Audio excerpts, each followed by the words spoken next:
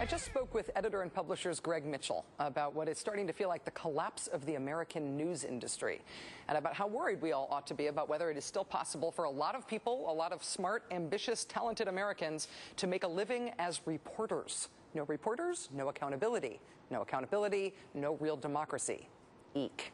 We now pivot from that eek to something that will warm the heart of any real news geek. A really stupendous piece of investigative journalism in today's New York Times. Now here's the context. In February 1906, Upton Sinclair published a book called The Jungle, which he wanted to have the effect of rallying the country to the cause of the poor and mistreated workers in Chicago meatpacking plants. Instead, he rallied the country to the cause of the disgusting stuff that came out of those plants. I will assume you do not want to hear the details of the rat droppings and rat poison and whole poisoned rats in the sausage, let alone what they cooked and bleached and sold as canned chicken. I know for a fact you do not want to hear about what happened when workers fell into the rendering vats. Sinclair said about his book, "I aimed at the public's heart, and by accident I hit it in the stomach." Within 4 months of The Jungle being published, a national Upton Sinclair-induced bout of nausea and outrage led President Theodore Roosevelt to sign the Food and Drug Act. It set up a system of federal inspections for food and drugs, as well as labeling laws. Big business hated it, but it passed. Since every consumer couldn't have perfect information about everything going into the products on sale in America, market forces alone were not enough. Sure, no one would buy rat sausages if they knew that's what they were, but how are folks supposed to know unless there were inspections? So the companies had totally economically rational reasons for maximizing their profits, and that's fine. But in addition to that private interest in profit, there is also a public interest in Americans not eating tasty sausages secretly made out of rats and dead meat packers. Under the Food and Drug Act, the government said, okay, the companies can look after their private interest, but it's the role of the government to look after the public interest. We're going to inspect and regulate and ensure the safety of our food supply. Yum. That basic idea of the government's regulatory role is anathema to the conservative movement. Government is not the solution to our problem. Government is the problem. That was the whole big basic idea of Reagan conservatism. This darn regulation stuff is impinging on our freedom to unknowingly eat rat sausages.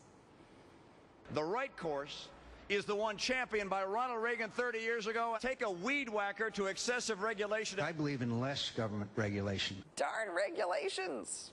During the Bush administration, the anti-regulation ethos of the conservative movement manifests in part by the number of Food and Drug Administration inspectors being slashed. For good measure, a lobbyist for the cattle industry was installed as the chief of staff at the Agriculture Department. So now we are in a place as a country 103 years after Upton Sinclair's disgusting meatpacking expose, in which our system of ensuring the safety of the nation's food supply appears to no longer be up to the task. I don't have reason to believe that we're back in unknowingly eating rat sausages territory, but, well, April 08, salmonella outbreak from jalapenos. December 07, listeria bacteria in milk products. October 07, salmonella in chicken and turkey pot pies. September 07, E. coli in ground beef. August 07, salmonella in spinach. June 07, E. coli in beef. And of course, there is the Peanut Corporation of America, which shipped out salmonella frosted peanuts for zillions of different food items. So far, 9 people are believed to have been killed. More than 20,000 people have gotten sick. In today's New York Times, Michael Moss and Andrew Martin report that the Peanut Corporation of America plant in Georgia was assessed to have a, quote, superior level of food safety. Superior. That was 9 months into the time when we now know they were shipping out salmonella.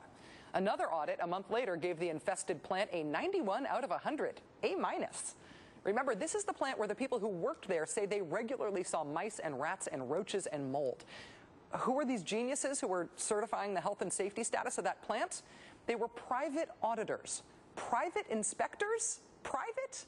Yeah, hired by the industry. Because without enough government inspectors to do this work anymore, the industry has developed its own private, for-profit, voluntary inspection system to maybe conceivably ensure safety, but at least to give them a big blue ribbon, look, Ma, I passed, that they can point to if they get sued. Says the Times today, quote, with government inspectors overwhelmed by the task of guarding the nation's food supply, the job of monitoring food plants has in large part fallen to an army of private auditors. An examination of the largest food poisoning outbreaks in recent years in products as varied as spinach, pet food, and a children's snack show that auditors failed to detect problems at plants whose contaminated products later sickened customers. So, yeah, maybe it's time to go back 103 years to the part where we had figured out that industry will rightly pursue its private interest, which is both profit and, these days, not getting sued. They will pursue their private interest. But it's the role of the government to look after the public interest. So it's through public means that we're going to make sure that we inspect and regulate and ensure the safety of what we eat. Private inspectors? Feh. Michael Moss and Andrew Martin at the New York Times, keep it up. Somewhere in muckraker heaven, you have just made Upton Sinclair's day.